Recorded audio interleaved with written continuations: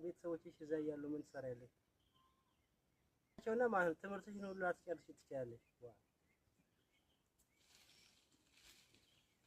እንዴት እነሱ ስፖንሰር ካለሽ እኮ እዛ የሚወስድ ቤተሰብ ካለሽ እኮ እዚህ ቤተሰብ እዚህ ማጨራረስ አይደል?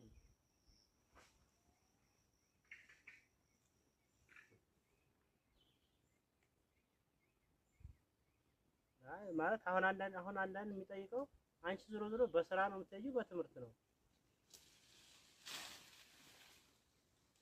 ማለት አሁን አንዳንዱ በትምህርት የሚሄድ አለ፣ በስራ የሚሄድ አለ፣ በጉብኝት ምናምን።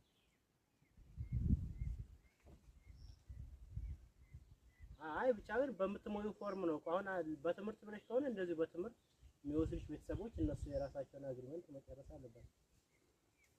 ምን ሆነሽ? ኧረ እንዳታብጂ እባክሽ አንቺ ልጅ